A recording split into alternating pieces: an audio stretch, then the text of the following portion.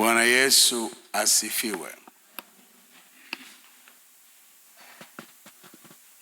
Jana nimezungumza mambo kadha wa kadha,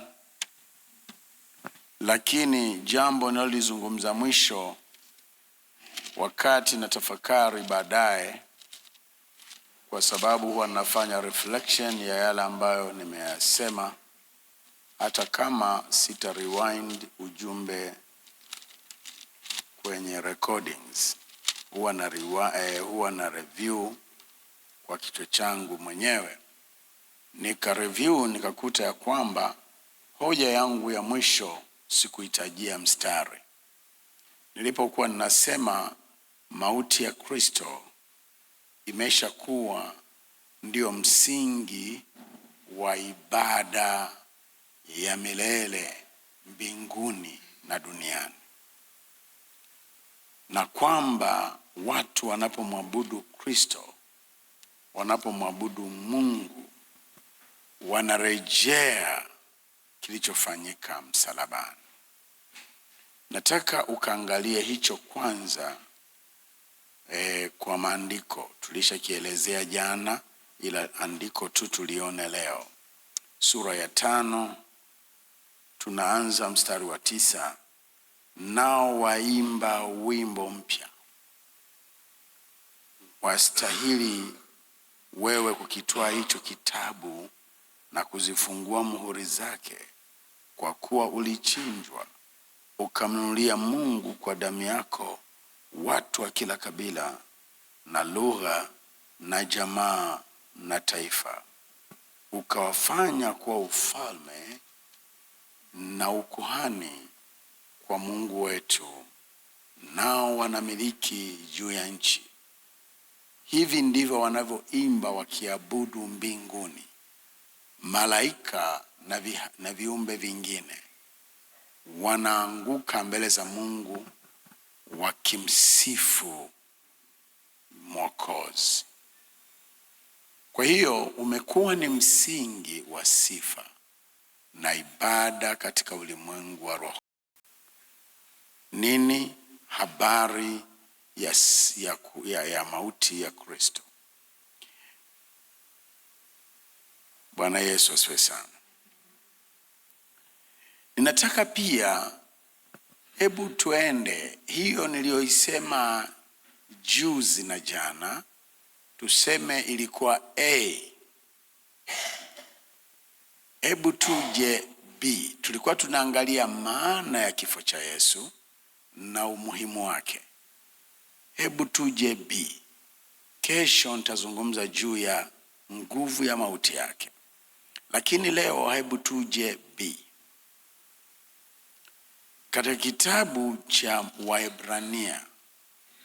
Waebrania sura ya 2. Tutasoma Waebrania sura ya 2 na tutaanza na mstari wa 9 mpaka wa 10. Waebrania sura ya 2 mstari wa 9 mpaka wa 10.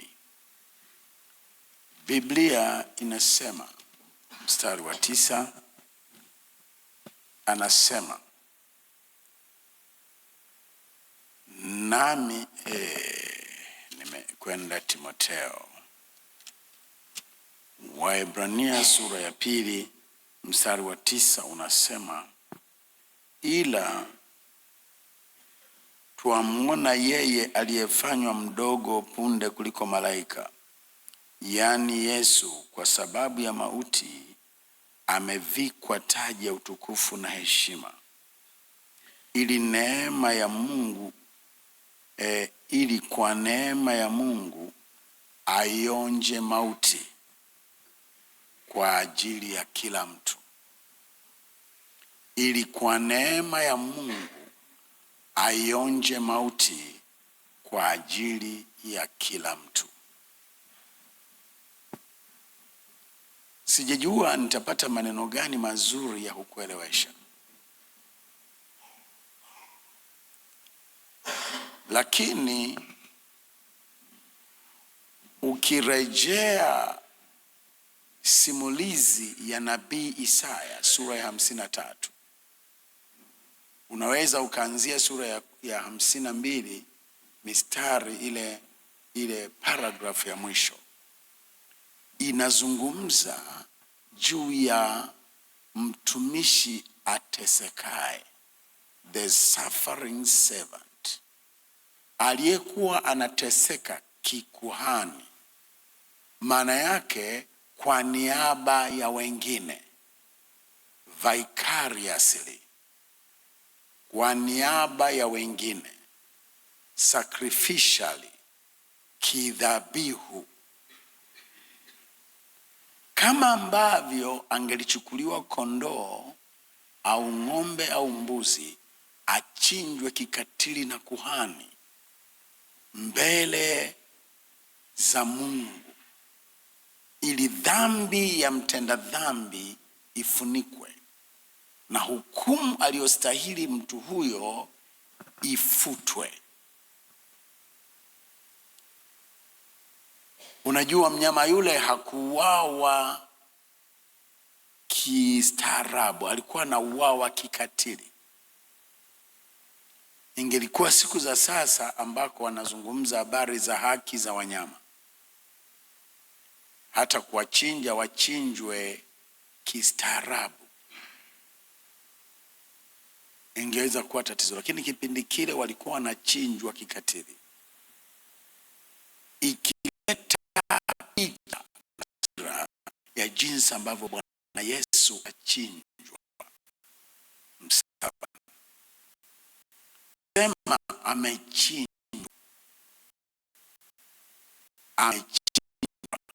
Yesu Kristo. Lakini hilo jambo alilolifanya ilikuwa ni ili aionje mauti kwa ajili ya kila mwanadamu, aliyetangulia kabla ya mauti ya msalaba na atakayekuja baada ya mauti ya msalaba. Alionja mauti kwa niaba ya wote. Tunajua ziko mauti aina tatu. Mauti ya kwanza ni ya kiroho, iliyozungumzwa kwenye kitabu cha Mwanzo sura ya 2 na mstari wa 17. Utakula matunda ya mti wa ujuzi wa mema na mabaya, Adamu, hakika yake kufa utakufa. Kwa ni maneno ya Mungu mwenyewe, sio maneno ya mwanadamu mtumishi wa Mungu. Ni maneno ya Mungu mwenyewe. Na kweli Adamu akaondolewa katika ukaribu na Mungu, akatengwa na Mungu. Hicho kinaitwa kifo cha kiroho. Ndicho kinachozungumzwa kwenye Waefeso sura ya 2 mstari wa 1, kwamba hata sisi nasi tulikuwa tumekufa kwa sababu ya kuiendea kawaida ya ulimwengu huu. Tuliendea kawaida ya ulimwengu huu, tukawa ni watu tuliokufa. Tulivyoiendea kawaida ya ulimwengu huu, tukafanya makosa na dhambi, tukafa kwa jinsi ya rohoni. Ndicho kinachosemwa katika Isaya 59 mstari wa 1 hadi wa 2. Nani aliyomtenga mama yenu? Si dhambi zenu zilizowatenga ninyi na mimi. Kwa hiyo ile hali ya kutengwa na Mungu, usiwe na ushirika naye, utake kuzungumza naye, huwezi kumfikia. Umetenganishwa naye kwa sababu ya dhambi, inaitwa mauti ya rohoni. Tunavyokuja kumwamini Yesu, kilichofanyika msalabani kimetufanya turejee. Bwana Yesu asifiwe sana. Bwana Yesu asifiwe. kilichofanyika msalabani kimetufanya turejee. Ngoja nije hapo chini. Kimetufanya turejee. Tumerejea.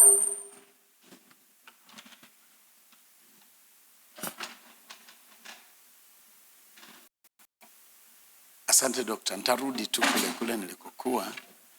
Asante. Tu hapa nimekuja kwa ajili ya kuonyesha. Mwalimu anakuwa na vielelezo, si ndivyo? Basi usaidie hiyo, njoo usaidie. Bwana Yesu asifiwe sana.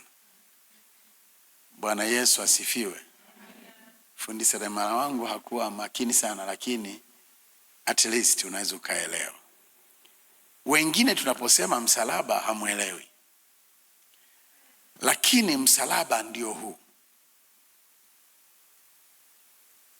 Msalaba ndio huu, ni mti ambako watu wengi tu walikuwa wanauawa, waliokuwa na hukumu ya kifo nyakati hizo za karne ya kwanza, nyakati hizo za mwongo wa kwanza, ambako ndiko Yesu alikuwa anafanya hayo mambo yote. Sasa nilisema hivi, maisha ya mwanadamu baada ya anguko yaliwekewa alama ya kutoa, ambayo ndio hii. Tunaita kwenye hisabati hasi. Kwenye hesabu za kawaida tunaita kutoa. Kwenye Kiingereza tunasema minus sign. Imekaa kabla ya jina lako, imekaa kabla ya maisha yako, kuna alama ya deni, ukitaka kuelewa vizuri. Lakini kwa jinsi hii Mungu aliupenda ulimwengu hata akamtoa mwanawe wa pekee awe mwanadamu, awajilie wanadamu, na huo ukawa ni mkono wa Mungu kumfuata mwanadamu alipo, akamwokoe akiwa amedhuriwa na mauti. Akiwa amedhuriwa na mauti kwa sababu ya dhambi. Sasa ndio huu mti mrefu ni ishara ya God's intervention from heaven towards the affairs of mankind. Wakati Mungu anaingilia kati maisha ya wanadamu, alama ya kutoa, alama ya hasi, the minus sign was changed into the positive sign. Kwa hiyo ndio maana ukija kuangalia maandiko mengi ni kama vile yanazungumza waliotenda dhambi sana wataiona neema zaidi. Simeshasoma hivyo. Kwa mfano, ukiwa na minus 100 ikibadilishwa kuwa positive 100, hapa maana yake ameongezewa huyu mtu 200. Ndio maana imekuwa positive 100. Sijui mnanielewa? Maana hii hesabu ya darasa la 4, la darasa la 3 nafikiri. Eti mwalimu Zilipa, darasa la ngapi hiyo hesabu? Amesahau. Bwana Yesu asifiwe sana. Hesabu ya kutoa, kama mtu ana deni la shilingi 100, ili awe na shilingi 100 mkononi, lazima lilipe lile deni la 100, halafu aongezewe 100 ndiyo awe na shilingi 100. Kwa hiyo ilikuwa minus 100, ilikuwa hasi 100, ukibadilisha iwe chanya 100, maana yake umemwongezea 200 mtu huyo. Lakini aliye na deni la milioni, na yeye milioni yake inabadilika, deni la milioni inakuja kuwa anachanya milioni, maana yake ameongezewa 2,000,000. Kwa hiyo vile ilivyo ukubwa wa mapungufu yako mbele za Mungu, ndivyo neema ya Mungu inavyokuja juu yako. Bwana Yesu asifiwe sana. Ndiyo msalaba. Lakini hebu angalia kitu cha pili. Huu msalaba unaweka sehemu mbili. Upande mwingine ni wa Mungu na upande mwingine ni wa mwanadamu. Kwa hiyo tumekuja kutoka huku kwenye ulimwengu wetu kuja kwa Mungu.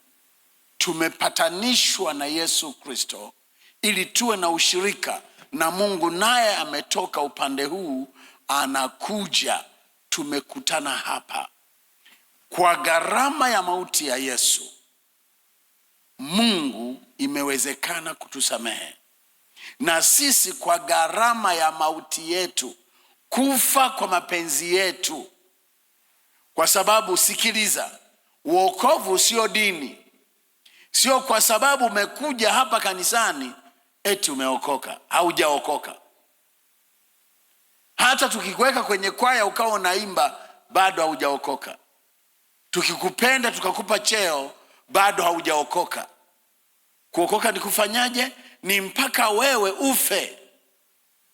Kufa maana yake nini? Mambo yako uanze kuishi kwa ajili ya Mungu. Wote ambao wanaishi kwa ajili yao wenyewe, utaona tu litatokea jambo dogo tu, hawataendelea na imani. Lakini wale ambao wameamua kuishi kwa ajili ya Kristo, kama nilivyokusomea andiko la jana, nikakupa na mfano wa wale wa Kuria, yule mdada aliyeamua kuishi nyumbani kwa mwanamume aliyekufa kwa ajili yake. Huo ndio wokovu. Unaishi kwa ajili ya Kristo. Huwezi kufokewa na mwalimu wa kwaya ukaacha kwaya na kanisa. Wewe umekufa kwa ajili ya Kristo. Haiwezekani. Huwezi kukwazwa na mtu yeyote hata kama umedhulumiwa 2,000,000 kanisani. Humwachi Yesu kwa sababu ya hiyo. Kwa sababu naelewa tu nilikuwa mjinga tu. Naelewa nilikuja kanisani sio kukopesha watu. Nimekuja kuabudu. Hayo mambo unayaweka pembeni, kwa sababu swala la wewe kukopesha ukadhulumiwa lihusiani na Mungu wako na kanisa. Huyo aliyekufa kwa habari ya mambo yake anaendelea, maana msalaba umefanya kazi maishani mwake. Hebu punga mkono. Leo hii tuna waumini kanisani, katenda dhambi kabisa. Baraza likiamua kumtenga, hamtamwona kanisani. Anaenda kanisa lingine. Si ndivyo wanavyofanya watu? Unafikiri hao wameokoka? Hawajaokoka kwa sababu hawajui Yesu alivyo. Hata lile kanisa unaloenda ni lake yeye. Hiki unachokikwepa huku ndicho hicho kinachotakiwa kule. Ila kule kwa sababu unaenda kudanganya au hata usemi, kule wanaweza kukupa mpaka na cheo. Ndicho kinachowasumbua hata maaskofu. Mchungaji wake kakosea, wamemwekea nidhamu baraza lao la uongozi la taifa. Anachofanya mchungaji ni kuhama dhehebu hilo, anaenda dhehebu jingine na anapewa cheo huko. Askofu huyu aliyemtenga anakutana naye kwenye baraza la umoja wa makanisa ya Kipentekoste, akiwa na cheo kama chake, akiwa na nafasi ya kupiga kura kama ya kwake. Tumekuwa atpa. Umenielewa? Lakini hapo sio kwamba umempendeza Mungu. Hizo ni mbinu na ujanja wa mjini. Habari za Yesu zinabaki pale pale. Hebu punga mkono wako. Sijui mnaelewa. Najua mafundisho ya hivi siku hizi makanisani sio hayapo sana. Tulikuwa tunahubiriwa sisi zamani. Dr. Mwilao anaelewa. Bwana Yesu asifiwe sana. Bwana Yesu asifiwe. Bwana Yesu asifiwe. Sasa huu ndio wokovu, kwamba Mungu anatoka upande mwingine na wewe unatoka upande mwingine, na Kristo Yesu ndiye ametuunganisha. Tulivyounganishwa tukawa mmoja naye. We are married with him. Nilivyokuwa ninaoa nikaunganika na mke wangu kuwa mwili mmoja, lakini ninavyookoka ninaunganika roho yangu na Yesu kuwa roho moja naye, na kazi hiyo inafanyika kwa msalaba. Kwa hiyo msalaba ambako Yesu alisulubiwa umebadilika kuwa a symbol of redemption. Si kama misalaba mingine. Kwa nini? Kwa sababu msalaba wa Yesu ni madhabahu. Isaya 53 ukiisoma yote nilivyokuambia, inakueleza kwamba Yesu alijidhabihu msalabani.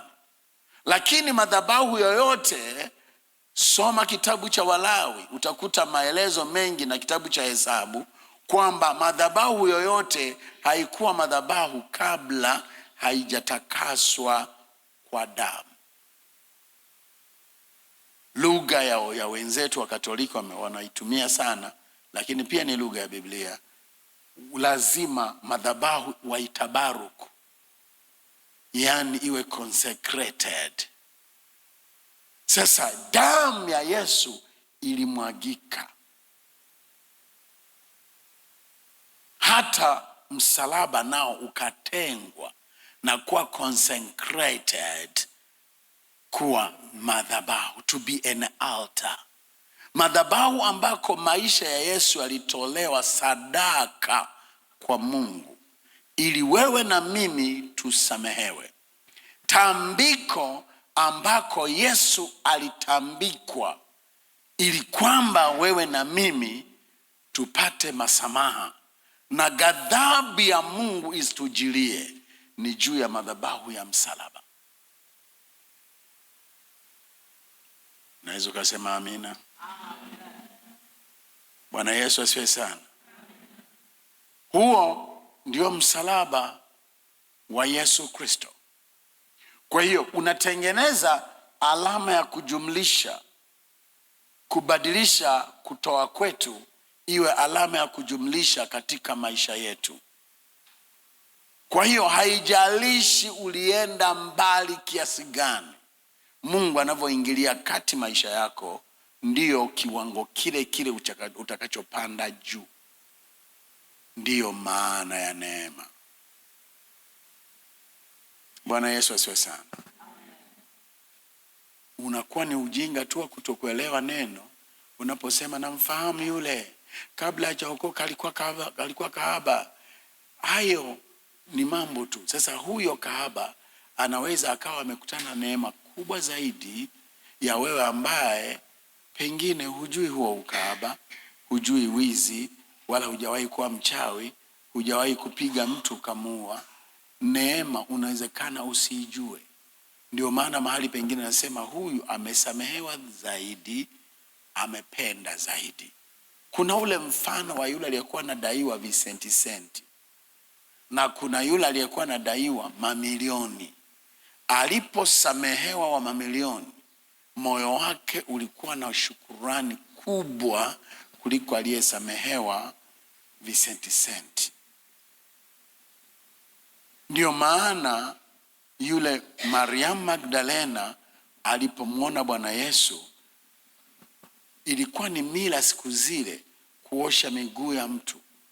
Hawakuwa wanavaa socks kama alivyovaa huyu kijana wangu hapa, ila walikuwa wanavaa makubasi kama hayo, lakini hakuna socks. Na lile eneo lilikuwa ni eneo la jangwa, kwa hiyo mara nyingi kulikuwa na vumbi, miguu ilikuwa inachafuka. Ukifika nyumbani mwa mtu hauingii hivyo hivyo. Mara nyingi alikuja mtumwa na maji, akaiosha miguu ya mgeni wa heshima, akaingia ndani akiwa ameoshwa maji, na wanaweza kufanya ukarimu wa ziada, miguu ile ikapakwa mafuta. Yesu Kristo alikuja. Hiyo mila haikutendeka kwenye hiyo nyumba. Kwa hiyo aliingia ndani ya nyumba ile na vumbi lake. Mariamu Magdalene, kwa sababu alikuwa ametolewa mapepo 7. Na ili mapepo 7 yawe naye, lazima kulikuwa na dhambi. Maana chakula cha mapepo wana wa Mungu ni dhambi. Unavyoendekeza dhambi, unayaruhusu mapepo kukaa na wewe.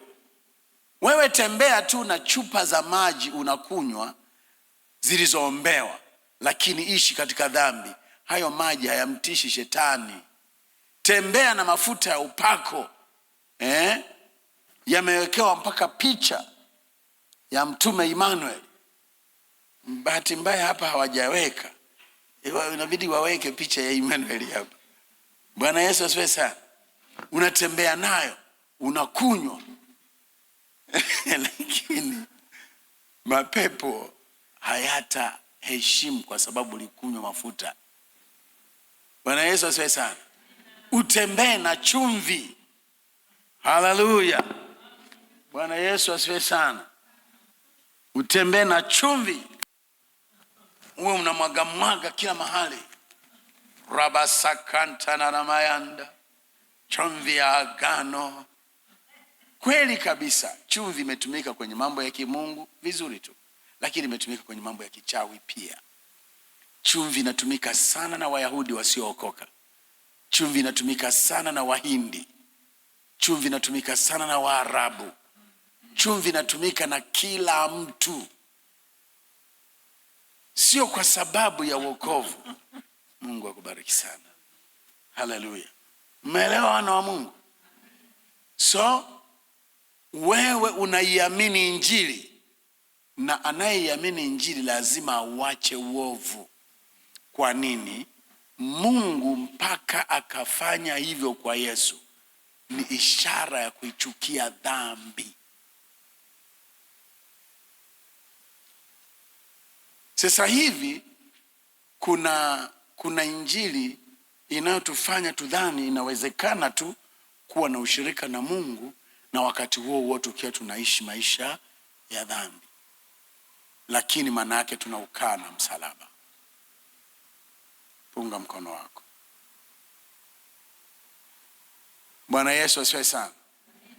Kwa hiyo kwa nguvu hii ya msalaba tumepokea ukombozi. Yesu alikufa msalabani hapa ili wewe na mimi tuokolewe. Kesho tutautumia tena msalaba wetu kwa hoja nyingine 2. Naomba uweke hapo ndugu yangu. Bwana Yesu asifiwe sana. Umeelewa? Piga basi makofi jamani. Kesho tutautumia tena kwa ajili ya hoja zingine 2. Lakini nimesema Yesu alionja mauti ya kiroho kwa ajili yetu. Alionja mauti ya mwilini.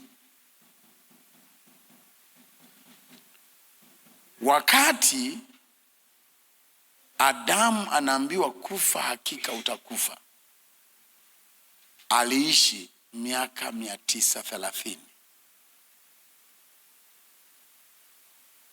Hiyo ni siku ya kwanza ya the redemption story, kwa sababu 1000 haijatimia. Ni siku ya kwanza mwanadamu akaona mauti. Kwa hiyo hakufa hapo hapo, lakini kwa hesabu za Mungu miaka 1000 alikuwa haijafika. Kwa hiyo akawa na miaka 930 akafa. Kwa macho ya Mungu alikufa siku hiyo hiyo.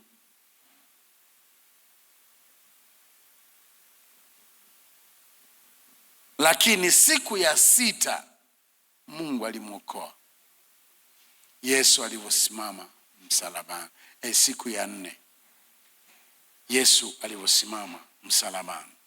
Lakini kuna kitu kinachoitwa mauti ya milele au mauti ya pili, ambayo imetajwa kwenye Ufunuo sura ya 20 mstari wa 11 mpaka wa 15. Labda hapa, kwa sababu ninaona tuna muda mrefu sana hatujasoma kitabu cha Ufunuo, ngoja tusome Ufunuo 20 mstari wa 11 hadi wa 15. Biblia inasema, kisha nikaona kiti cha enzi kikubwa cheupe, na yeye aketie juu yake, ambaye nchi na mbingu zitakimbia uso wake, na mahali pao hapa kuonekana. Nikawaona wafu wakubwa kwa wadogo wamesimama mbele ya hicho kiti cha enzi cheupe, na vitabu vikafunguliwa, na kitabu kingine kikafunguliwa, yaliyoandikwa katika vile vitabu ambacho ni cha uzima, na hao wafu wakahukumiwa katika mambo hayo yaliyoandikwa katika vile vitabu sawasawa na matendo yao. Bahari ikawatoa wafu waliokuwemo ndani yake, na mauti na kuzimu zikawatoa wafu waliokuwemo ndani yake. Wakahukumiwa kila mtu kwa kadiri ya matendo yake. Mauti na kuzimu zikatupwa katika lile ziwa la moto. Hii ndiyo mauti ya pili, yaani hilo ziwa la moto. Na iwapo mtu yeyote hakuonekana ameandikwa katika kitabu cha uzima. Watu wengi wanadhani kuna kitabu kabisa kinachoandikwa Emmanueli, Nyama Manuele, Catherine Manuele, Mrs. Fanikio Mwilawa, Mrs. Edith Kabakamo. Wanadhani hivyo. Sio hivyo. Bwana Yesu asifiwe sana. Sio hivyo. Ni wale wote waliomwamini Yesu. Hicho kitabu cha mwana kondoo kinachoitwa kitabu cha uzima ni Yesu mwenyewe. Ndio maana hakuna namna ya rushwa kwa malaika wala kwa askofu wala kwa nani. Waliotengeneza dini ya kwamba unaweza ukatoa sadaka, askofu akaja akafanya ibada ikakutoa purgatori ikakuingiza peponi, wanadanganya. Wanaosema tuwasalie waliokufa, wengine mpaka wanawasalia mitume wao, wote hao wanajidanganya. Baada ya kufa ni hukumu. Baada ya kufa ni hukumu, sio kesi kiasi ya kwamba utengeneze mwanasheria akutetee. Unatetewa sasa, na anayekutetea ni Yesu mwenyewe. Hukumu itatokana na kwamba huyu aliniamini, na waliomwamini waliingia ndani mwake. Waliomwamini waliingia ndani mwake, na waliokaa na hawakudumu katika maungamo walijitoa wenyewe. Kwa hiyo hawamo kwenye kile kitabu, kitabu cha mwana kondoo, kitabu cha uzima.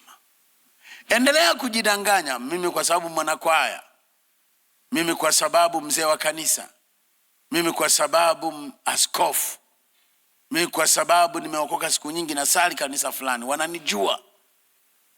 Lakini maisha yako yanamkana Yesu.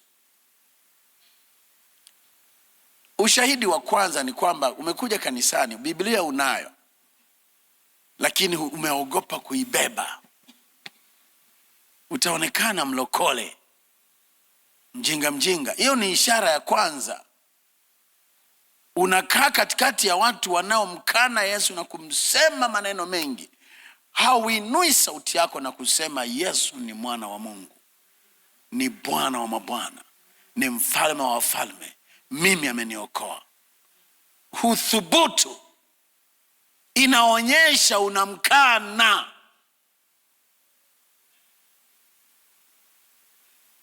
Mara ngapi umetii mambo ya familia yenu lakini hujatii mambo ya imani? Umekufa wewe msalabani ili upokee uzima wa Kristo. Umekufa msalabani ili upokee uzima wa Kristo.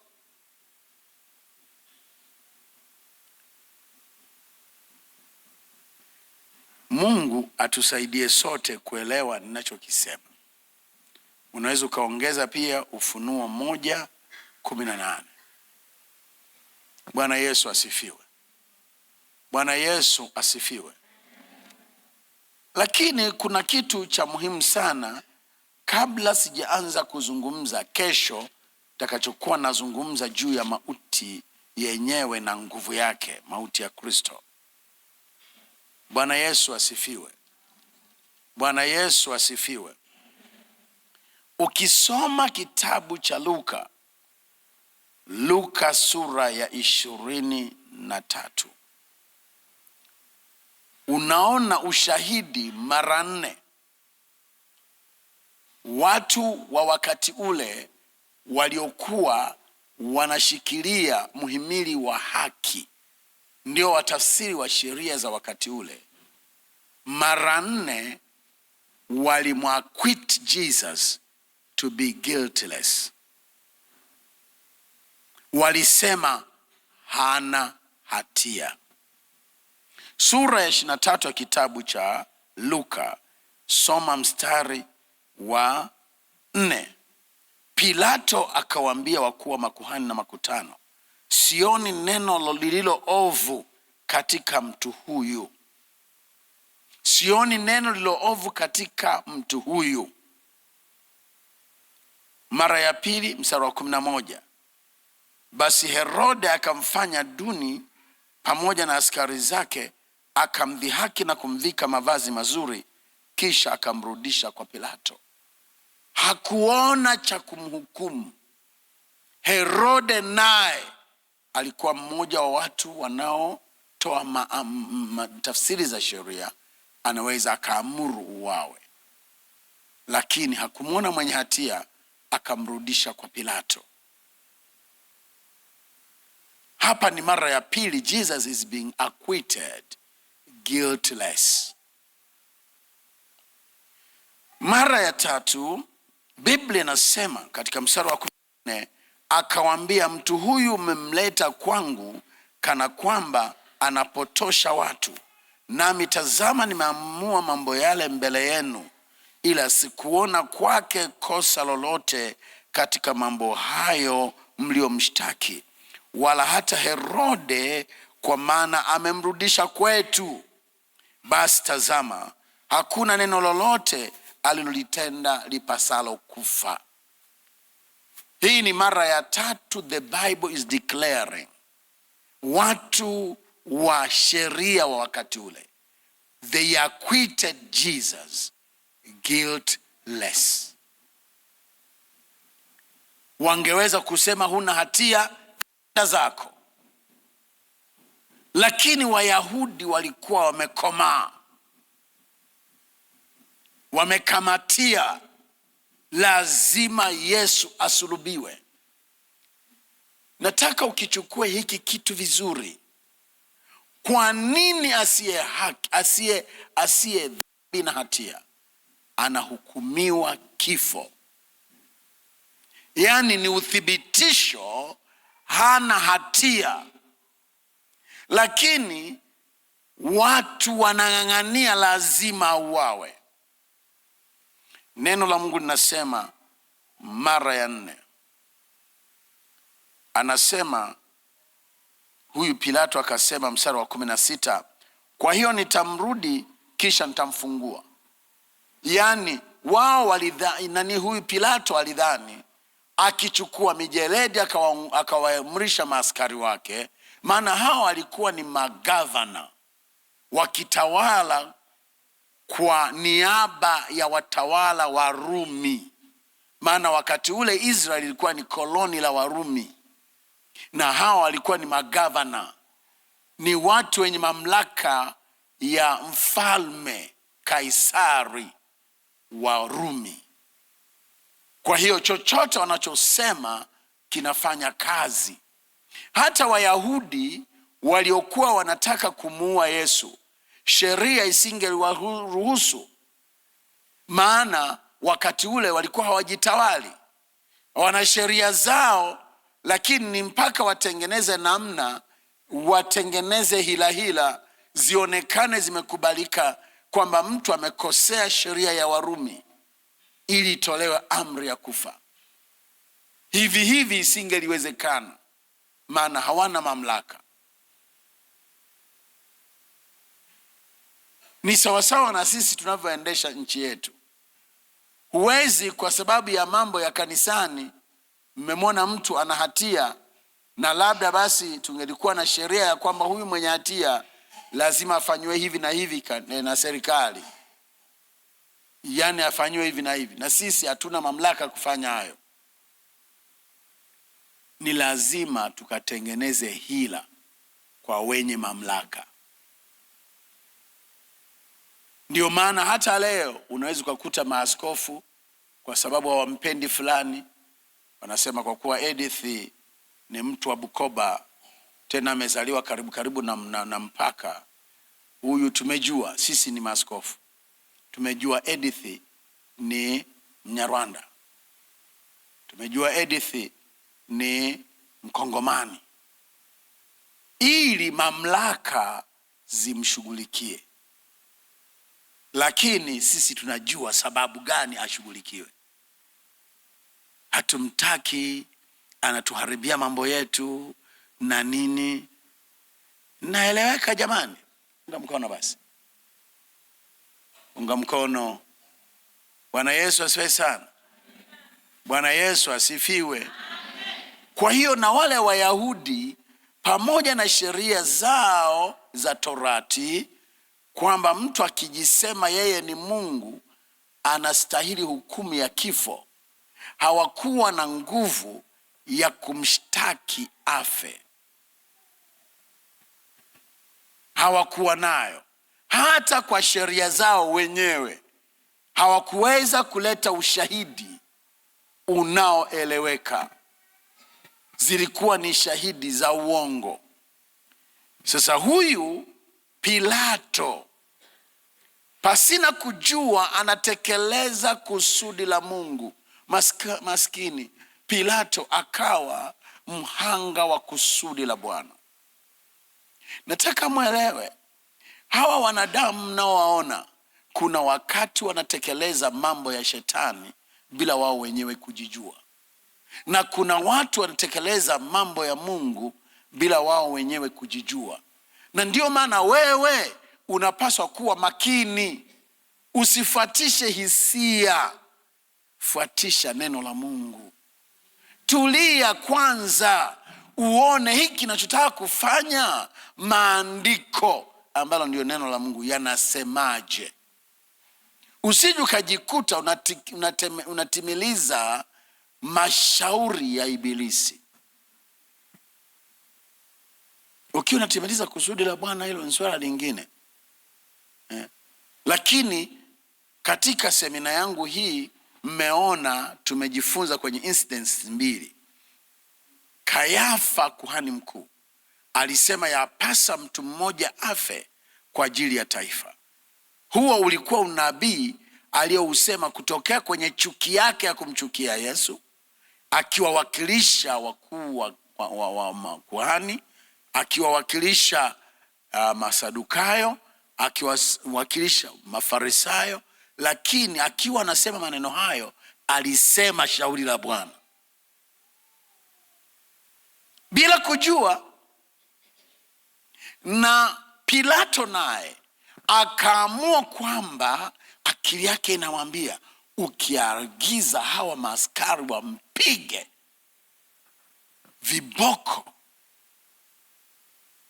39, 40 kasoro moja, na walikuwa wanacharazwa wakiwa uchi, wanafungwa kwenye nguzo kama hii, unawekewa nguo iliyolowanishwa na ina chumvi, halafu unaanza kutandikwa. Maumivu yake asikwambie mtu. Mwanangu wa pili ni mwanasheria, alafu sasa hivi ni hakimu. Amesema adhabu ambayo huwa mahakimu wanatoa na mtu akifanyiwa adhabu hiyo harudi kosa ni ya viboko. Maana anasema hiyo huwa inamwingia mtu sawa sawa, inamwingia barabara. Sasa Yesu alipigwa. Akili ya Pilato inaamini huyu Yesu akicharazwa namna hii, Wayahudi hawa wanaotaka auawe watabadili mawazo. Watabadili mawazo, mtandikeni sawa sawa. Kumbe anatekeleza unabii. Alichubuliwa, akaibeba amani yetu ili tupate kupona. Akawaagiza maaskari wafanye pengine extra wanavyomcharaza Yesu, wanavyompiga. Mapokeo yanasema ile mijeledi ilitokana na ngozi za wanyama wenye ngozi nene, ambako mbele zilichanwa zikawa 3. Halafu ili kufanya ikae vizuri, hapa zinapochanikia ziwe 3, kulikuwa na nati, hiyo ni chuma, na kule mwishoni mwa hivyo vitawi 3 vya mjeledi kuliwekwa ndoana. Kabla ya ndoana kuliwekwa pia vichuma ili kufanya iwe ngumu. Na hii ilikuwa ni fimbo inayoandaliwa, inapakwa mafuta, inawekwa juani, inakuwa flexible, na maaskari waliofundishwa kupiga walikuwa wanapiga. Huku mwanzo inakuwa na wooden handle, inakuwa na kishikio cha mbao. Maaskari wenye nguvu wanachukua, wanatandika, halafu hakufanya haraka haraka, kitaratibu, mpaka vifike viboko 39. Haikuwa mchezo. Ni kwa sababu Yesu alikuwa ni mtu mwenye afya. Mwingine angelifia hapo. Sasa wakati wanampiga namna hiyo, Pilato aliamini kwa sababu atachubuka, kwa sababu atakuwa hatamaniki, wataacha. Lakini Wayahudi walisema asulubiwe. Crucify him.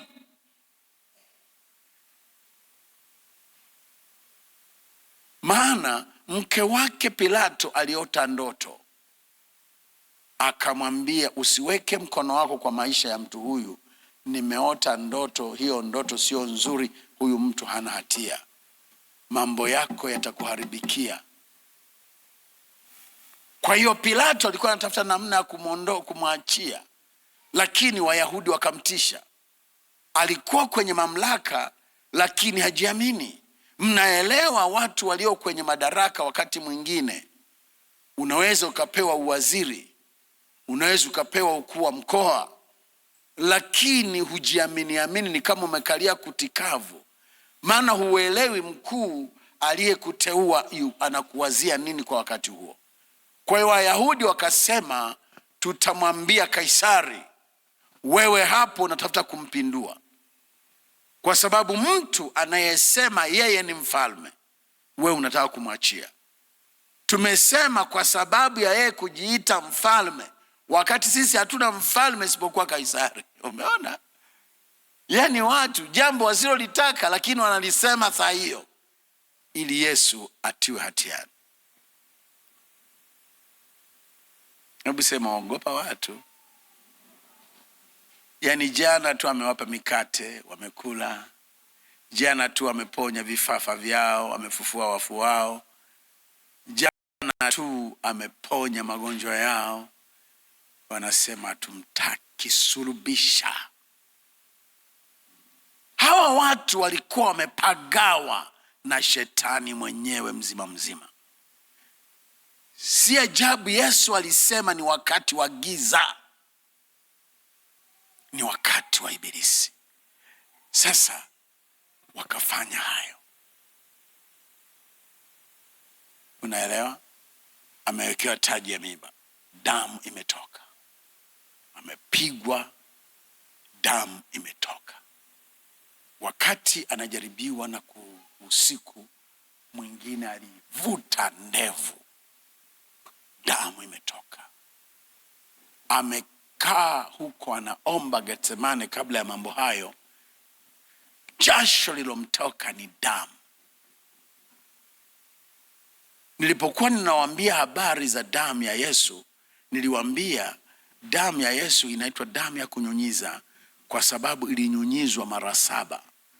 Kama damu ya wanyama wale waliokuwa wanachukuliwa na kingwa inanyunyizwa mara 7 kwenye sanduku la agano, lakini yule alikuwa amefundishwa kiasi ya kwamba ile damu isidondokee moja kwa moja juu ya kiti cha rehema, lakini idondokee hapo karibu.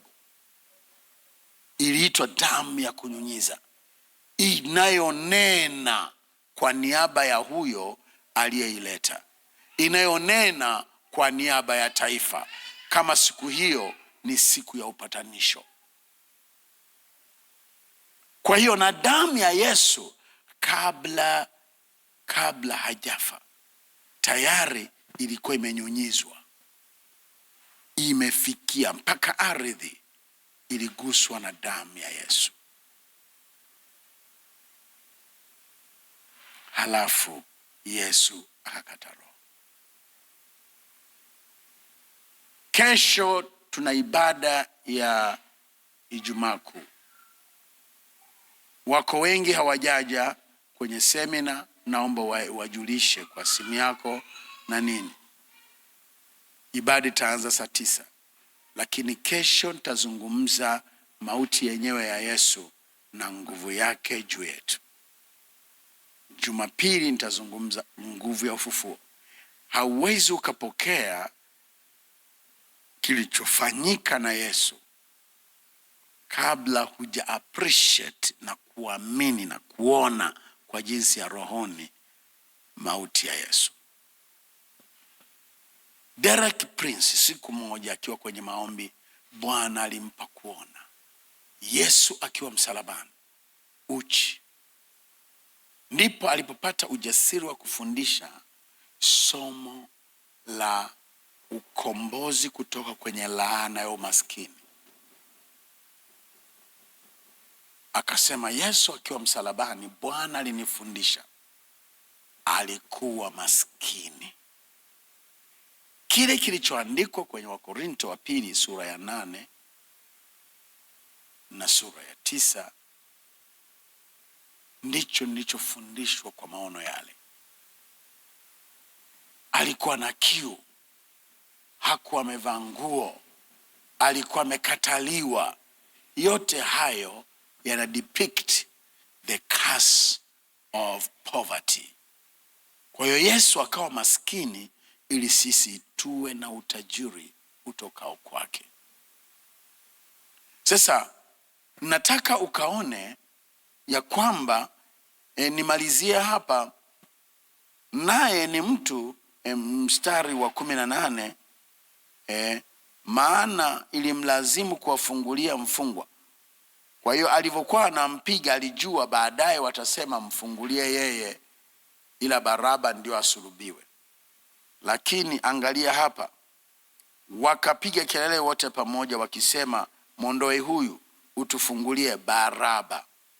Baraba alikuwa mbakaji. Baraba alikuwa mwizi wa silaha. Baraba alikuwa na dhambi za leo za pesa. Alikuwa anafanya money laundering. Yaani pesa zimepatikana kwa mambo ya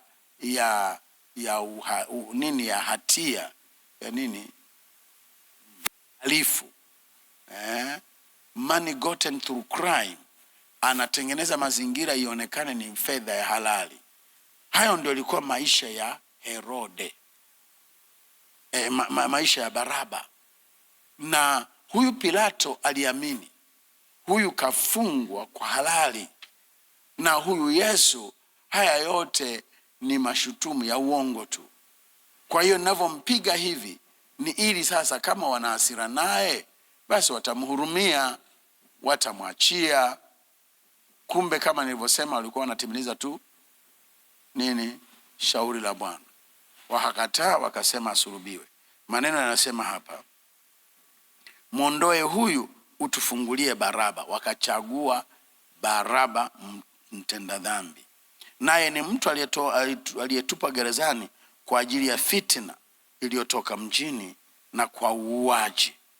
Basi Pilato alisema nao mara ya pili kwa vile alivyotaka kumfungua Yesu. Lakini wakapiga kelele wakisema, msulibishe, msulibishe. Akawaambia mara ya tatu, kwa sababu gani? Huyu ametenda uovu gani? Sikuona kwake hata neno lipasalo kufa. Hii ni mara ya 4 Biblia inathibitisha kwenye sura hii moja ya Luka 23. Sikuona jambo linalostahili kufa. Basi nikisha kumrudi nitamfungua. Lakini wakatoa sauti zao kwa nguvu sana wakitaka asulubiwe. Sauti zao zikashinda. Pilato akahukumu kwamba haja yao ifanyike. Unaweza ukajua watawala wakati mwingine hufanya mambo sio kwa hiari yao. Wakati mwingine wanafanya kwa shinikizo, wakiogopa watu fulani. Akamfungua yule aliyetupa gerezani kwa ajili ya fitina na uuaji, yule waliyemtaka, akamtoa Yesu wamfanyie wamtakavyo. Ndipo wakamchukua, wakamtoa nje ya mji, wakaenda mahali palipoitwa fuvu la kichwa, Golgotha, kwenda kumsulubisha. What does that mean? Ina maana Yesu asiye hatia, kama wale wanyama waliochaguliwa wasio na hatia, wenye maumbile safi, wasiokuwa wagonjwa, walivyochaguliwa wawe dhabihu ikubalikayo mbele za Mungu. Na wale wanyama wengine waliochaguliwa na makuhani maalum kwa ajili ya ibada ya Pasaka. Na wana wa Mungu, napenda mwelewe, hii wiki haitwi Easter wiki, na hii sikukuu haitwi Easter festival. Biblically it is never Easter. Easter ni mambo ya kule Ulaya, na ndio maana huwa kuna mayai. Sherehe ya Easter inasherehekewa na mayai. Lakini utaona kwenye Biblia wapi na wapi, hizo ni mila za kipagani za Ulaya zimechanganywa kwenye Ukristo. Hatuna kitu kinachoitwa Easter. Hata kwa Kiingereza ni Passover, ni Pasaka. Na huyu Yesu alikufa usiku ule ambao Wayahudi walitoka Misri wakiwa wamechinja mwana kondoo.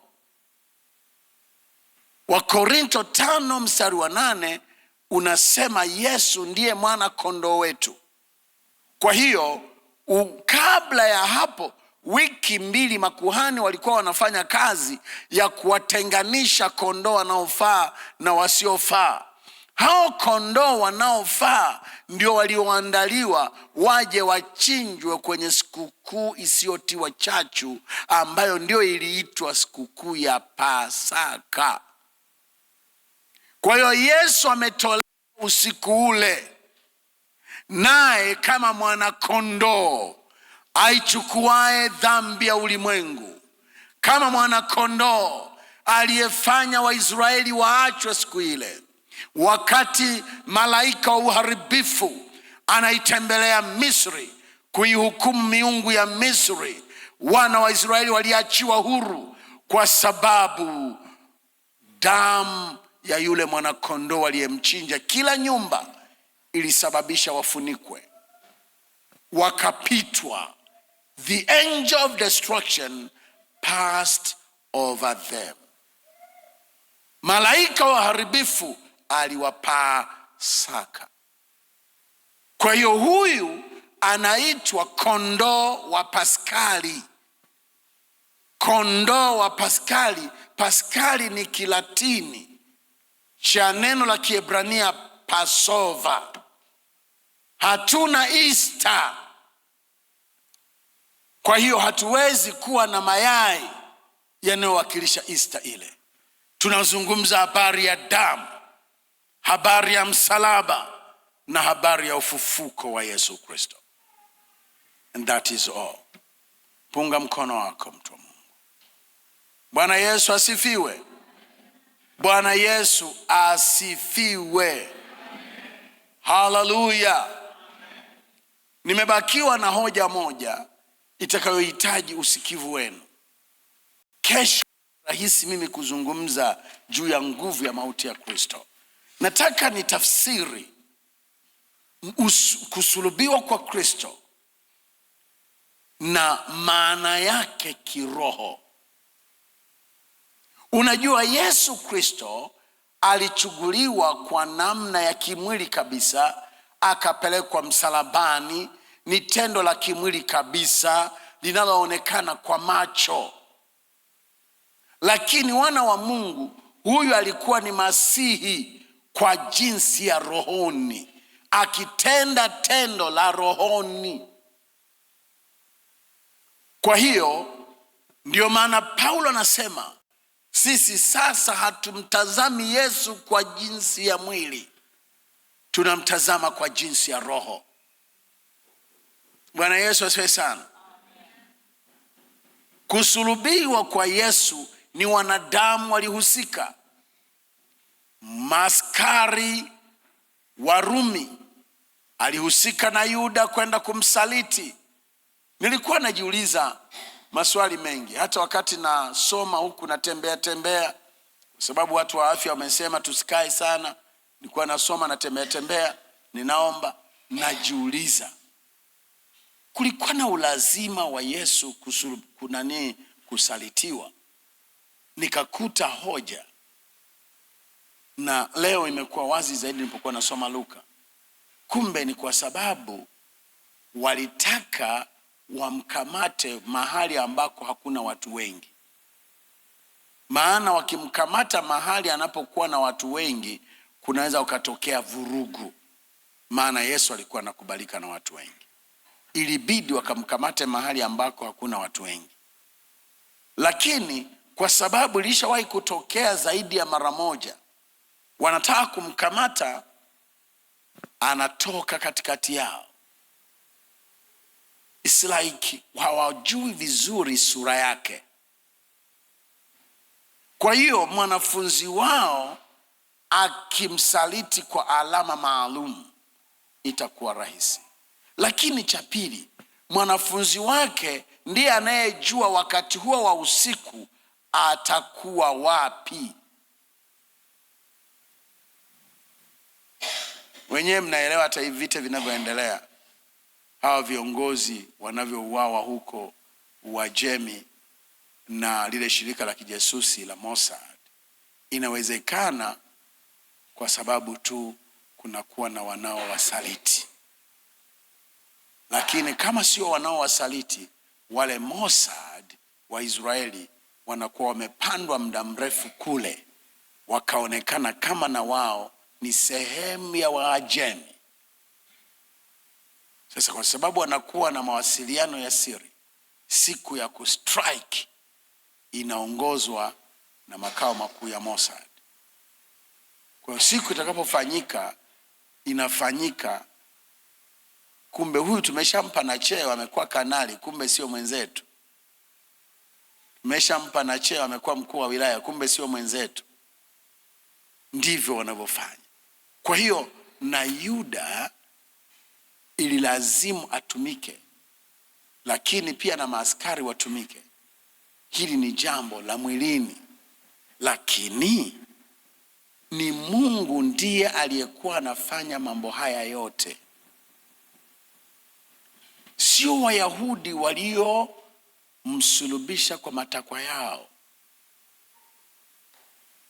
Yuda ni kweli ametumika na shetani kwa sababu alikuwa na tamaa ya pesa, na yeye kuonyesha kwamba alijua tu baadaye Yesu atawatoka. Yesu mshua, ila tu mimi ngoja nikachukua hela zao. Ninyi wenyewe mnaelewa, kuna vidada huwa vijanja vinakula hela za watu, lakini napokuja kwenye mambo halisi, kona, si mnaelewa? Lakini kwa hiyo alijua Yuda, hizi hela nitachukua, lakini Yesu mshua, walishamshindwa mara nyingi, hata leo watafanya nini? Alivyoona kweli Yesu amesulubiwa, akasema basi. Ndio maana alienda kujiua. Hakulitaka hilo jambo, lakini ile tamaa yake ikafanya atumike na Ibilisi. Na unaelewa, vitu vyote ni watumishi wa Mungu. Weka hii moyoni. Hebu tuseme wote kwa pamoja. Rudia tena. Ndio maana maandiko yanakuambia wewe, hata maadui zako waangalie vizuri, wanatumiwa na Mungu kwa ajili ya hatima yako. Rafiki yako hawezi kukupeleka katika kusudi la Mungu, maana yanapenda mkae wote, lakini ili uende kwenye kusudi la Mungu lazima aweko adui. Wana wa Israeli wasingepita bahari ya Shamu kama wasingeona maskari wanakuja. Yusufu asingeenda Misri kama ndugu zake wasingelimchukia. Kwa hiyo waombee maadui zako ili waje waone wakati unainuliwa. Bwana Yesu asifiwe sana. Acha maombi ya kuombea wafe, wewe waombee waje waone. Yaani kisasi kizuri cha asiyekupenda ni aone mafanikio yako. Bwana Yesu asifiwe sana. Mwombee awe hai wakati unaolewa. Mwombee awe hai wakati unapata watoto. Mwombee awe hai wakati unainuliwa. Umekuwa waziri mkuu wa nchi ya Tanzania. Huyu aliyekuwa anasema wewe bure, mwombee. Hiyo ndio adhabu kubwa. Lakini wana wa Mungu, mnatakiwa kuelewa, ni jambo tunapoliangalia kimwili tunaona ni wanadamu wanafanya, na watu wakachagua kuwachukia Wayahudi. Nilisema jana ni ujinga, ni kutokuelewa maandiko. Lakini ni Mungu alikuwemo ndani ya jambo hili lote. Ni syndicate ya Mungu mwenyewe kuharibu ulimwengu wa giza. Hili jambo lilikuwa ni la kiroho, halikuwa la kimwili. Bwana Yesu asifiwe sana. Kilichowasukuma Wayahudi kumuua Yesu? Dhambi. Kilichowasukuma Wayahudi kumuua Yesu? Chuki. Wengine hao ndio waliokuwa wachawi waliomuua Lazaro, lakini Yesu amemfufua. Ndio waliokuwa wachawi waliomfanya yule mwanamke atokwe damu miaka 12, lakini Yesu amemponya. Ndio waliokuwa wachawi wa yule mtoto wa binti Yairo aliyekufa, lakini Yesu akamfufua. Yaani walikuwa na bifu naye, mambo yao yeye anaharibu. Amekuwa nani? Atatujua. Kwa hiyo wakaungana, chuki, wakiwa wanaendeshwa na Ibilisi. Lakini hapa Mungu anaruhusu jambo hili kupitia hasira zao, chuki zao na kila kitu, ili atimilize kusudi lake. Mbele za Mungu ulikuwa ni upendo wake kwa damu. Peleka Yesu msalabani. Lakini ataendaje kama hawako watakaomchukia? Atawekwaje msalabani? Atapigwaje mijeledi kama hakutakuwa na mambo hayo? Kwa hiyo tujue ni upendo na utakatifu wa Mungu ndio uliofanya mambo hayo. Kusulubiwa kwa Yesu kunajulikana kabisa tarehe na siku na nini, lakini Yesu Kristo hilo jambo alilofanya lilikuwa ni jambo la milele. Matokeo yake ni ya milele. The efficacy of the cross is eternal. Ni ya milele. Na wana wa Mungu, kabla sijamaliza lazima nielezee hiki kipengele kwamba Yesu hakufa Ijumaa. Yesu hakufa Ijumaa. Lakini haibadilishi chochote. Huwezi ukaanzisha dini inayokataa kufa Yesu Ijumaa ukaongeza tija yoyote kwenye Ukristo. Hauongezi tija. Lakini ni vizuri tukawa ni watu tunaofikiri kibiblia. Sasa hoja nyingine nataka ukaione hapa. Unaposoma Injili unaonyeshwa mambo ya mauti ya Kristo kwa nje. Lakini ukizisoma nyaraka unaona mambo ya kufa kwa Yesu Kristo kwa undani. Yanatafsiriwa kwenye Injili, yanaonyeshwa, yanasimuliwa. Kwenye nyaraka yanatafsiriwa, uelewe ilikuwa nini, maana yake nini, hilo jambo lilikuwa kwa ajili gani katika nyaraka za mitume. Tunapoliangalia jambo hili kimwili, ni uhalifu wa hali ya juu wa kipindi kile. It was the supreme crime of all ages. Lakini tukiliangalia from the side of God, it was the masterpiece. Yani ni kitu kilichofanyika kwa ufundi wa hali ya juu. Yani shetani anainua mapepo yake, anainua maagenti wake, akijua na maliza Yesu, kumbe anajimaliza yeye. Oh Jesus. It is a masterpiece. Yani Yesu, Mungu ana akili sana. Ndio maana hekima ya wanadamu ni upumbavu wa Mungu. Hekima ya Mungu haitafutikani. Wakati shetani anajua anamaliza Yesu, kumbe anajimaliza mwenyewe. Kwa hiyo kesho hatuvai nguo nyeusi labda kwa kupenda. Una suti yako nyeusi kwa kupenda. Lakini hatuvai nguo nyeusi eti tuna msiba. Sisi kufa kwa Yesu ni sherehe. Ni habari njema. Nikamsikia mtu anahojiwa, jambo gani lilokuumiza sana? Ukilisikia unahuzunika sana, unapata uchungu? Akasema kufa kwa Yesu. Nikasema huyu ni Mkristo, anamjua Yesu. Kufa kwa Yesu sio jambo la kusikitika, ni jambo la kufurahi. Maana asingekufa usingesamehewa, asingelikufa usingepona, asingelikufa malaana yako yangekumaliza, asingelikufa shetani angelikuwa na nguvu juu yako.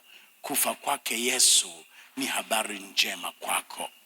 Punga mkono wako. Nilichosema nitamalizia ni swala la kwamba Yesu hakufa Ijumaa. Bwana Yesu asifiwe sana. Yesu hakufa Ijumaa. Yesu hakufa Ijumaa. Tuangalie Injili ya Mathayo. Tasoma tu mistari michache, halafu tutakuwa tumemaliza hoja yetu ya leo, na tunakaribia kumaliza semina yetu. Lakini Bwana Yesu asifiwe sana. Nyie mniombee, nataka niandike kitabu ambacho ni cha Kiswahili kiwasaidia watu kuelewa. Makanisani sio tu sisi, makanisani kwingi kinachozungumzwa ni mambo ya juu kuhusu Yesu. Imani ya Mkristo takuwaje na nguvu bila kuzungumza mauti ya Kristo. Haiwezekani. Zungumza hayo mambo yote, uponyaji, mafanikio, laana, nini, maagano, hujazungumza kufa kwa Yesu, haina maana. Watu hata hawaelewi damu ya Yesu inafanyaje kazi. Kila siku napenda kuambia, nilisema jana, napenda kurudia ule mtindo wa kusema sasa kwa jina la Yesu na yabadilisha maji haya yawe damu ya Yesu. Na kwa sababu ni damu ya Yesu, unaanza kunyunyiza. Zile ishara unazoziona zikitenda kazi ni kwa sababu yale maji yanapata uvuvio wa ile huduma na neema alionayo mtumishi, lakini sio kwamba anayoyasema hapo ni kweli. Damu ya Yesu haifanyi kazi kwa kubadilisha maji. Damu ya Yesu inafanya kazi kwa namna mbili tu, kwa kushiriki meza ya Bwana. Ndio maana nimekutaka wewe unakuja ukiwa umejiandaa. Tumeamua mwaka huu sisi tunashiriki meza ya Bwana kila Jumapili, kwa sababu hiyo ndio njia ya kufanya damu ya Yesu ifanye kazi katika maisha yako. Kwa sababu kila unaposhiriki meza ya Bwana unajiingiza kwenye tendo la mauti ya Kristo. Na somo letu hili halitakuwa limekamilika kama utaelewa Yesu alikufa kwa ajili yako, ila wakati anakufa ulikufa pamoja naye. Wakati anazikwa ulizikwa pamoja naye, na wakati anafufuka ulifufuka pamoja naye. Ukielewa hivi, ndipo utakuwa Mkristo mwenye nguvu na shetani hata kuweza. Bwana Yesu asifiwe sana. Bwana Yesu asifiwe. Lakini namna ya pili ya damu kufanya kazi ni kukiri, ambayo maandiko yamesema Yesu alifanya alipokufa msalabani. Kila unaposema damu unamaanisha kufa kwa Yesu. Lazima useme maandiko yanasema nini Yesu alipokufa, nini kimetokea. Unaposema hivyo, ndivyo unavyosababisha damu ya Yesu ifanye kazi, not the other way round. Never. Hebu tuwe ni watu ambao maisha yetu yanaenda kwa maandiko badala ya mihemko na mambo ambayo wanatuambia watumishi, lakini hakuna basis ya kimaandiko. Biblia inasema kwenye kitabu cha Mathayo sura ya 12, anasema hivi, mstari wa 38. Hapo baadhi ya waandishi na Mafarisayo wakamjibu wakasema, Mwalimu, tunataka kuona ishara kwako. Akajibu akawaambia, kizazi kibaya na cha zinaa chatafuta ishara, wala hakitapewa ishara ila ishara ya nabii Yona. Kwani kama vile Yona alivyokuwa siku 3 mchana na siku 3 usiku katika tumbo la nyangumi, vivyo hivyo mwana wa Adamu atakavyokuwa siku 3 mchana na usiku katika moyo wa nchi. Mwana wa Adamu, maana yake mwili wake, atakuwa kwenye moyo wa nchi siku 3 za mchana, siku 3 za usiku. Ina maana siku moja saa 24 ni saa 72 Yesu atakuwa kaburini. Sasa ukihesabu toka Ijumaa ni mpaka Jumamosi jioni, siku ya kwanza. Alifufuka alfajiri ya Jumapili, itakuwa ni siku na nusu. Kwa hiyo ili itimie hili ni lazima Yesu au alikufa ama Alhamisi au Ijumaa au Jumatano, ili iwezekane kuwa usiku 3 na mchana 3. Aniaminie mimi kama maandiko yanenavyo. Aniaminie mimi kama maandiko yanenavyo. Kwa hiyo tutaamini kama maandiko yanenavyo. Hebu angalia Marko 8 mstari wa 31. Marko 8 mstari wa 31.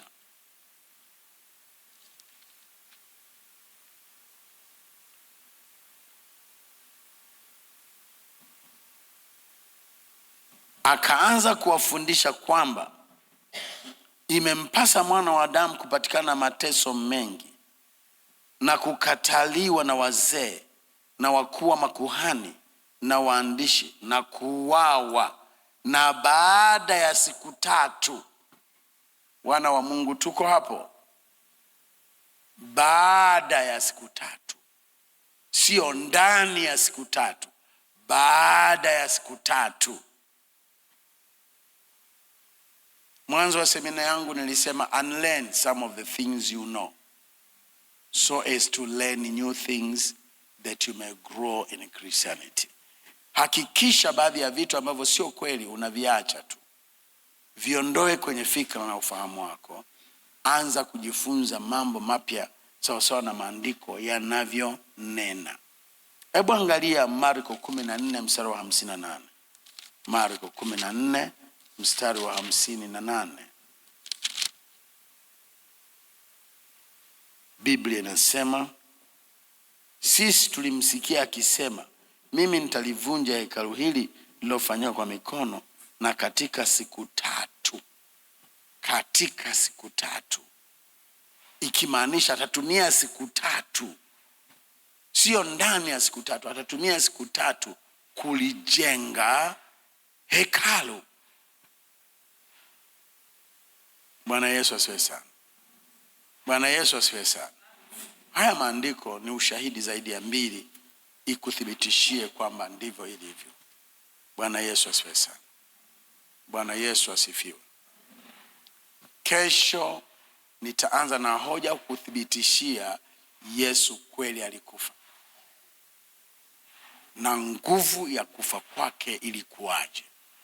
Nini kimetokea alipokufa? Sasa utaelewa hiyo nguvu, kwa sababu sasa utakuwa unajua hakuwa anakufa tu kwa sababu alizidiwa nguvu na watu. Tulijifunza hakuzidiwa. Maisha yake ilitolewa ili sisi tupokee. Tunaelewa haikuwa ajali, lilikuwa ni jambo lililopangwa. Yeye mwenyewe alilizungumzia, manabii na Zaburi vimezungumzia, na baadaye utimilifu wake tumeona katika vitabu vya Injili. Kweli Yesu alisulubiwa. Kusulubiwa kwake kulipeleka akafa, na alipokufa alifufuka. Nguvu ya mauti ya Yesu ni sehemu ya nguvu 7 zilizoachiliwa katika ulimwengu wa roho kwa ajili ya wanadamu. Mungu alivyofanyika mwanadamu, kuna nguvu iliyoachiliwa katika ulimwengu wa roho. Biblia inasema uweza wa aliye juu utakufunika Mariamu, na utatunga mimba na kuzaa mwana. That we call the power of incarnation. Lakini kwa sababu amekuwa mwanadamu, inakuja kutokea kusulubiwa. Hiyo tunaita the power of his crucifixion. Ni nguvu ya kusulubiwa kwake ndiyo inayozungumza habari ya uponyaji. Kusulubiwa kwa Yesu ndiko kunakotupa uponyaji. Kusulubiwa kwake ndiko kunakotupa ondoleo la laana. Lakini alikufa. Nguvu iliachiliwa katika ulimwengu wa roho, lakini alivyokufa alizikwa. Alivyozikwa alifufuka. Kuna nguvu iliachiliwa katika ulimwengu wa roho alivyokuwa anafufuka, lakini alipaa juu. Kuna nguvu ya kupaa kwake. Halafu aliketishwa mkono wa kuume wa Mungu Baba. Ni nguvu ya kuinuliwa kwake, lakini atarudi tena. Hiyo itakuwa ndio the manifestation of the whole power of redemption. Atakavyokuwa anarudi, nguvu itakayoachiliwa kwenye ulimwengu wa roho ni combine zote hizi ninazozizungumza. Kwa sababu hata ukikutwa kanisani ulikuwa albino, utarudi kawaida. Hata ukikutwa kanisani ulikuwa na mapengo yataota meno. Hata ukikutwa ulikuwa na upara kama wangu, utakuwa na nywele kawaida. Bwana Yesu asifiwe sana. Ulikuwa umekatika mguu utaota. Nguvu ya ufufuo ambayo ndiyo itakuwa nguvu ya kutufanya tupae kwenda kumlaki. Sasa hizi ni nguvu 7 zinazozungumzwa katika Injili. Paulo anasema sione haya Injili kwa maana ni uweza wa Mungu. Kwa hiki kinachozungumza juu ya mauti ya Yesu is one of the 7 powers released because of Jesus na kila alichofanya juu ya maisha yetu. Kesho naomba mje mkiwa mmejiandaa. Ibada yetu itaanza saa 9 kamili, na kwa hiyo naomba watendaji, wapiga mziki, waimbaji wote tuwepo. Halafu nitaachilia ujumbe hujawahi kusikia kesho. Halafu nitakuombea. Maisha yako hayatakuwa ya kawaida. Jumamosi hatutaendelea na semina ili tuachie watu kufanya mazoezi, tuachie watu kufanya mambo mbalimbali, lakini Jumapili tutashiriki ibada ya pamoja. Hii itahusisha chakula. Hii itahusisha mambo mengi. Naomba ualike watu. Kuna watu wamealika watu mpaka 10. Safi sana. Na wewe alika watu. Sasa ninajua kuna wengine sijui sababu, lakini unaweza kuwa na sababu hujachanga.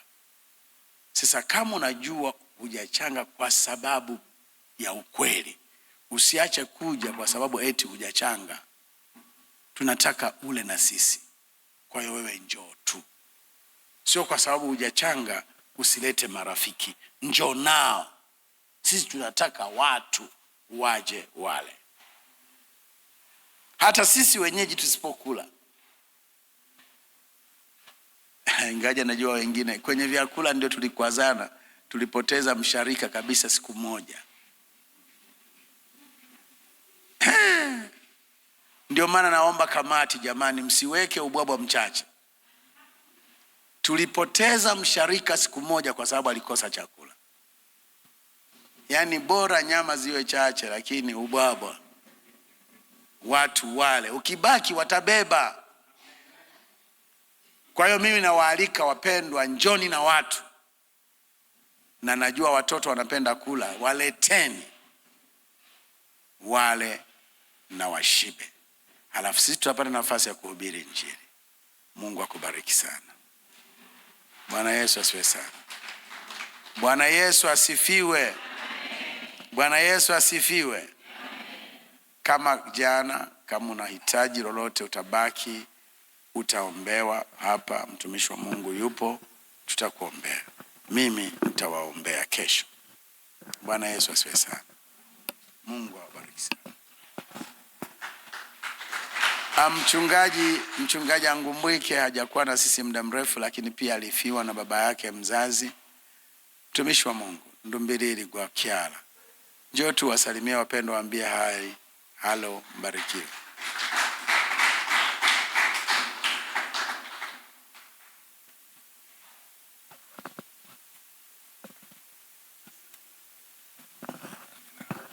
Amina. Bwana Yesu